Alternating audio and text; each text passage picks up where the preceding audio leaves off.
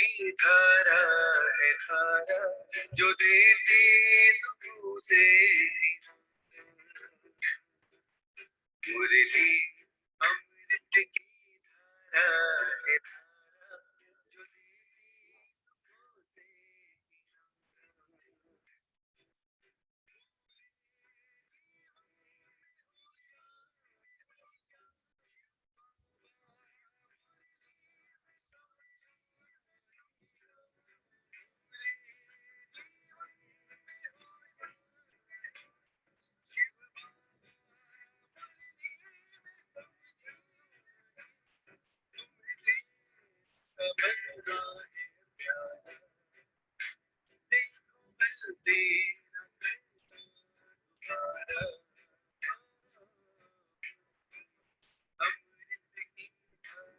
से जो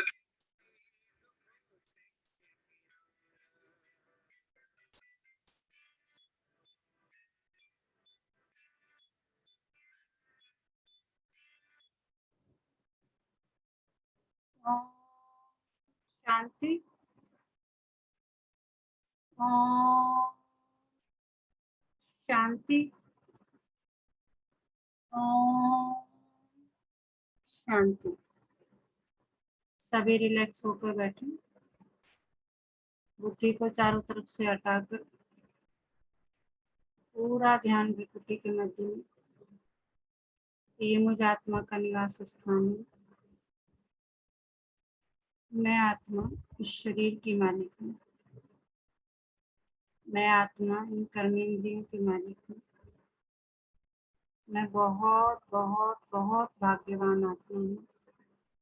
फोटो में कोई और कोई में भी कोई कि परम पिता परमात्मा शिव बाबा ने मुझे अपना बनाया है और रोज मुझे गुणों से, शक्तियों से, ज्ञान से भरपूर करते जाते हैं।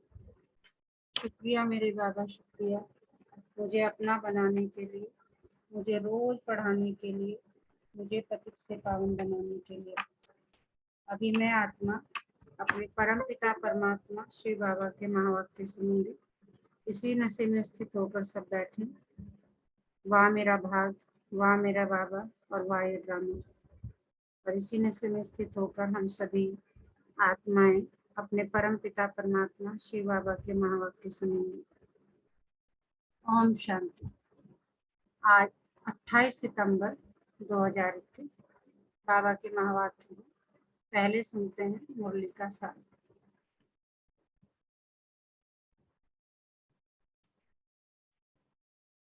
मीठे बच्चे, बाप आए हैं तुम्हें पुजारी से पूज्य बनाने। पूज्य से पुजारी और पुजारी से पूज्य बनने की पूरी कहानी तुम बच्चे जानते हो। बाबा कह रहे तुम्हें ही पता है, तुम कभी क्या थे, पूज्य थे और अब पुजारी बने और फिर से पूज्य बन रहे हो। तो बाबा कह रहे सारी कहानी पुजारी से पूज्य और पूज्य से पुजारी बनने से की पूरी कहानी तुम बच्चे जानते हो। प्रश्न है, कौन सी बात दुनिया वालों के लिए असंभव लगती और तुम सहज उसे अपने जीवन में धारण करते हो?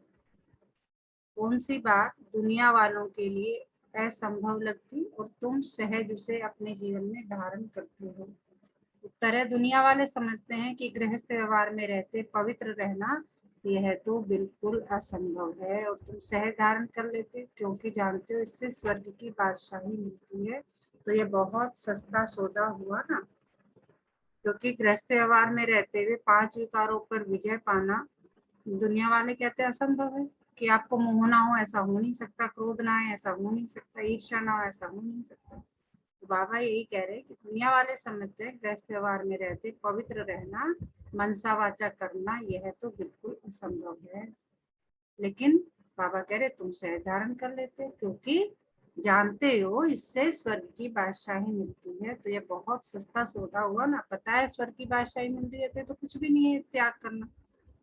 गीत है, ये कौन आया आज, यह कौन आज आया सवेरे सवेरे। ओम शांति। अंधियारा और सवेरा दुनिया के लिए बिल्कुल अलग है। वह तो कॉमन है, तुम बच्चों का सवेरा अनकॉमन है। दुनिया को पता नहीं अंधियारा और सवेरा किसको कहा जाता है। वास्तव में यह अंधियारा और सवेरा कल्प के इस पुरुषोत्तम संगम युग पर होता है। अभी अज्ञान अंधियारा दूर होता है, गाते भी है ज्ञान सूर्य प्रगटा। वह सूर्य तो रोशनी देने वाला है, यह है ज्ञान सूर्य की बात।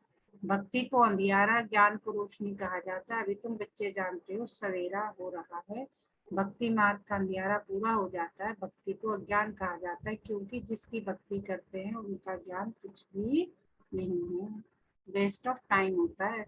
गुड़ियों की पूजा होती रहती है, आधा कल्प से ये गुड़ियों की पूजा होती है। पूजा जिसकी करते हैं उनका पूरा ज्ञान भी चाहिए। देवी देवताओं का है पूज्य घराना, वही पूज्य फिर पुजारी बनते हैं। पूज्य से पुजारी, पुजारी से पूज्य बनने की कितनी लंबी चौड़ी कहानी है। मनुष्य तो पूज्य पुजारी का अर्थ भी नहीं समझते। हमें भी नहीं पता था जब तक ज्ञान में नहीं आए थे कि क्या मतलब है इन सब बातों का। परम पिता परमात्मा आते ही हैं संगम पर, जबकि अंधियारा पूरा होता है। सवेरा बनाने आते हैं, परंतु उन्होंने कल्प के संगम युगे के बदले क्या लिख दिया है? युगे युगे लिख दिया है। जब 4 युग पूरे होते हैं तो पुरानी दुनिया पूरी हो, फिर नई दुनिया शुरू होती है, तो इसको कहेंगे कल्याणकारी संगम युग। इस समय सब नरकवासी है। जब कोई मरता है तो कहते हैं स्वर्ग पधारा, तो जरूर नरक में था। यह कोई समझते नहीं कि हम नरक में हैं। रावण ने सबकी बुद्धि को एकदम ताला लगा दिया, सबकी बुद्धि एकदम मारी गई है। बाप समझाते हैं भारतवासियों की बुद्धि सबसे विशाल थी, फिर जब बिल्कुल ही पत्थर बुद्धि बन जाते हैं तभी दुख पाते हैं। ड्रामा प्लान अनुसार बेसमझ बनना ही है, बेसमझ बनाती है माया। पूज्य को समझदार और पुजारी को बेसमझ कहा जाता है। कहते भी हैं हम नीच पापी हैं, परंतु समझदार कब थे ये पता नहीं पड़ता। रावण रूपी माया बिल्कुल ही पत्थर बुद्धि बना देती है। अभी तुमको समझ आई है कि हम ही पूज्य थे फिर पुजारी बने। अभी तुम बच्चों को खुशी होती है। बहुत दिनों से चिल्लाते आए कि हमको शांति मिले अथवा जन्म मरण से छूट जाए, लेकिन इस माया की जंजीरों से मुक्ति हो जाए, यह ज्ञान भी किसकी बुद्धि में नहीं है। तुम जानते हो सीढ़ी उतरते आते हैं सतयुग में, तो फिर भी धीरे धीरे उतरते हैं, टाइम लगता है। सुख की सीढ़ी उतरने में टाइम लगता है, दुख की सीढ़ी जल्दी जल्दी उतरते हैं। सतयुग त्रेता में 21 जन्म, द्वापर कलयुग में 63 जन्म, आयु कम हो जाती है। अभी तुम जानते हो हमारी चढ़ती कला चपटी में हो जाती है। गाते भी है जनक को सेकंड में जीवन मुक्ति मिली, परंतु जीवन मुक्ति का अर्थ समझते नहीं है। एक जनक को जीवन मुक्ति मिली, वे सारी दुनिया को मिली। अभी तुम्हारी बुद्धि का ताला खुल गया है। किसकी डल बुद्धि होती है तो कहते हैं परमपिता इनको अच्छी बुद्धि दो। सतयुग में ऐसी कोई बात नहीं। जो आत्माएं बहुत काल परमात्मा से अलग रहती है उनका भी हिसाब है। बाप जब परम धाम में थे उस समय जो आत्माएं उनके साथ मुक्ति धाम में रहती है, पिछाड़ी में आते बहुत समय साथ रहती हैं। हम तो थोड़ा टाइम वहां रहते हैं। जो सतयुग में आत्माएं आएंगी वो तो बहुत कम समय रहेगी बाबा के साथ, वो फिर पाठ बजाने आ जाएगी। लेकिन जो अभी कल्प के अंत में आई है वो तो बहुत समय बाबा के साथ रहती है। पहले पहले हम बाप से भी चढ़ते हैं, इसलिए गाया जाता है आत्मा परमात्मा अलग रहे बहुकाल। एक बच्चा जो है हरदम साथ रहता है और एक जो है बहुत दिनों बाद मिलता है, तो उसके लिए एक अलग ही क्या होता है, अट्रैक्शन होता है। उसके लिए एक अलग ही मतलब मिलन का जो एक अनुभव होता है, अनुभूति होती है, वो बहुत ही डिफरेंट होती है।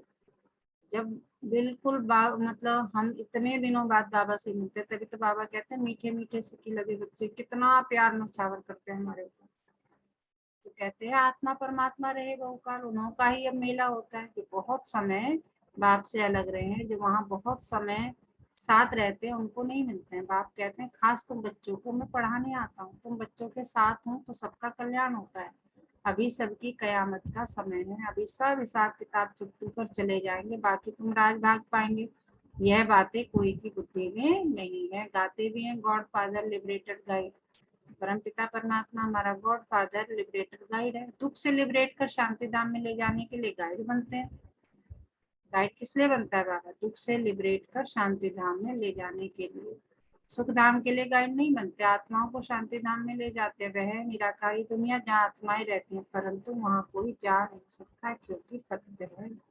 इसलिए पतित पावन बाप को पुकारते हैं। खास भारतवासी जब उल्टे बन जाते हैं तब बेहद बाप को ही कुत्ते बिल्ली पत्थर ठीक करने ले जाते हैं। वंडर है ना, अपने से भी मुझे नीचे ले जाते हैं। यह भी ड्रामा बना हुआ है, किसका दोष नहीं है, सब ड्रामा के बस है। ईश्वर के बस नहीं, ईश्वर से भी ड्रामा तीखा है। बाप कहते हैं मैं भी ड्रामा अनुसार अपने समय पर आऊंगा। मेरा आना एक ही बार होता है, भक्ति मार्ग में मनुष्य कितने धक्के खाते हैं। तुमको बाप मिला है, बाप से चपटी में वर्षा लेना है, वर्षा मिल गया फिर धक्के खाने की दरकार नहीं। भगवान खुद कहते हैं मैं आकर वेदों शास्त्रों का सार समझाता हूँ। पहले सचखंड था फिर झूठखंड कैसे बना यह किसको पता नहीं। गीता किसने सुनाई यह भी भारतवासी नहीं जानते। भारत का ही आदि सनातन देवी देवता धर्म था। देवता धर्म वाले ही सतो प्रधान पूज्य से जब तमो प्रधान पुजारी बन जाते हैं तब देवता धर्म का लोप हो जाता है। फिर बाप आकर फिर से उस धर्म की स्थापना करते हैं। चित्र भी है, शास्त्र भी है। भारतवासियों का एक ही शास्त्र शिरोमणि गीता है। हर एक अपने धर्म को ही भूल गए हैं, इसलिए नाम बदल हिंदू रख दिया है। ड्रामा में नूंद है, आत्मा ही पुनर्जन्म में आते तमो प्रधान बन जाती है, खाद पड़ जाती है। तुम जानते हो हम सच्चे जेवर थे, अब झूठे बन गए। जेवर शरीर को कहा जाता है, जेवर शरीर को कहा जाता है। शरीर द्वारा ही पाठ बजाते हैं। हमको कितना लंबा 84 जन्मों का पाठ मिला है। देवता क्षत्रिय आप ही पूज्य पुजारी तुम बनते हो। मैं अगर पूज्य फिर पुजारी बनूं तो तुमको पूज्य कौन बनाए। शिव बाबा कहते हैं मैं तो इन सब चक्करों में आता नहीं हूँ, जन्म मरण में आता नहीं हूँ। बाबा कह रहे अगर मैं भी तुम्हारी तरह बन जाऊं तो फिर तुम्हें कौन पूज्य बनाएगा। मैं तो एवर पावन ज्ञान का सागर पतित पावन हूँ। तुम ही पूज्य पुजारी बन दिन और रात में आते हो, परंतु वो लोग जानते नहीं। बाप समझाते हैं दुनिया झूठी बनती जाती है तो इतनी झूठी कहानियां बैठ बनाई है। व्यास ने भी कमाल की है। अब व्यास भगवान तो नहीं है, भगवान ने तो आकर ब्रह्मा द्वारा वेद शास्त्रों का सार समझाया है। उन्होंने शास्त्र दे दिए ब्रह्मा को। अब भगवान कहाँ। ऐसे तो नहीं विष्णु की नाभि से ब्रह्मा निकला तो विष्णु ने बैठ शास्त्रों का सार बताया, नहीं। ब्रह्मा द्वारा समझाया है। त्रिमूर्ति के ऊपर है शिव बाबा, वह बैठ सार बताते हैं ब्रह्मा द्वारा। जिनके द्वारा समझाते हैं वही फिर पालना करेंगे। तुम हो ब्रह्मा कुमार कुमारियां, ब्राह्मण वर्ण है ऊंचते ऊंच, तुम अभी हो ईश्वरीय संतान। ईश्वर के रचे हुए यज्ञ की तुम संभाल करते हो। इस ज्ञान यज्ञ में सारी पुरानी दुनिया स्वाहा हो जानी है। इनका नाम रखा है राजस्व सुमेध अविनाशी रुद्र ज्ञान यज्ञ। राजे प्राप्त कराने के लिए बाप ने यज्ञ रचा है। वह यज्ञ रचते हैं तो मिट्टी का शिव और शालिग्राम बनाते हैं, उत्पत्ति कर पालना कर फिर खल्लास कर देते हैं। देवताओं की मूर्तियां भी ऐसी ही है। जैसे छोटे बच्चे गुड़ियों का खेल करते हैं ऐसे यह भी करते हैं। अब बाप के लिए तो कहते हैं स्थापना पालना फिर विनाश करते हैं, पहली स्थापना। अभी तुम मृत्यु लोक में अमर लोक के लिए पढ़ रहे हो। ये तुम्हारा मृत्यु लोक का अंतिम जन्म है। बाप आते हैं अमरलोक स्थापन करने। एक पार्वती को कथा सुनाने से क्या होगा। अमरनाथ शंकर को कहते हैं उनको पार्वती देते हैं। अब शंकर पार्वती स्थूल में आ कैसे सकते, जबकि उनको सुख सुतन में दिखाया गया। अभी तुमको समझाया है जगत अम्बा जगत पिता लक्ष्मी नारायण बनते हैं। लक्ष्मी नारायण फिर 84 जन्मों के बाद जगत अम्बा जगत पिता बनते हैं। वास्तव में जगत अम्बा है पुरुषार्थी, फिर लक्ष्मी है पावन प्रालक। महिमा जास्ती किसकी है। जगत अम्बा पर देखो कितना मेला लगता है। काली कलकत्ते वाली मशहूर है। काली माता के पास भला काला पिता क्यों नहीं बनाया है। वास्तव में जगदम्बा आदि देवी ज्ञान चिता पर बैठ काले से गोरा बनती है। पहले ज्ञान ज्ञानेश्वरी है फिर राज राजेश्वरी बनती है। यहाँ तुम आए हो, बाबा कह रही किस लिए आया है, ईश्वर से ज्ञान लेकर राज राजेश्वरी बनने। लक्ष्मी नारायण को राज्य किसने दिया, ईश्वर ने। अमर कथा सत्यनारायण की कथा बाप ही सुनाते हैं सेकंड में, जिससे नर से नारायण बनते हैं। अभी तुम बच्चों के कपाट खुल गए कि काम महाशत्रु है। कहते हैं गृहस्थ व्यवहार में रहकर पवित्र रहना असंभव है। समझाया जाता है बाप स्वर्ग का रचयिता है तो जरूर वह अपने बच्चों को स्वर्ग की बादशाही देंगे। तो स्वर्ग की बादशाही पाने के लिए क्या करना पड़ेगा। स्वर्ग की बादशाही पाने के लिए एक जन्म तो पवित्र रहना पड़ेगा। यह तो सस्ता सौदा हुआ ना। व्यापारी लोग इस बात को अच्छा उठाएंगे क्योंकि व्यापारी लोग दान भी करते हैं, धर्माओं भी निकालते हैं। बाप कहते हैं यह सौदा कोई बिरला करते हैं। कितना सस्ता व्यापार है, फिर भी कई हैं जो सौदा करके फिर पारगति भी दे देते हैं। यह नॉलेज बाप के सिवाय कोई समझा न सके। ज्ञान सागर एक ही है, वही समझाते हैं। जो पावन पूज्य था फिर 84 जन्म के अंत में पुजारी बने। इसके तन में मैंने प्रवेश किया। प्रजापिता तो यहाँ होगा ना। बाबा बता रहे कि मैं कैसे आके ज्ञान बता रहा हूँ। रोज मुरली में डायरेक्टली इनडायरेक्टली बाबा पूरा क्लियर करते हैं। अब तुम पुरुषार्थ कर फरिश्ता बन रहे हो, भक्ति मार्ग की रात के बाद ज्ञान अर्थात दिन होता है, तिथि तारीख तो है नहीं। क्या कह रहे हैं बाबा? भक्ति मार्ग के रात के बाद फिर दिन होता है, तिथि तारीख तो कोई है नहीं।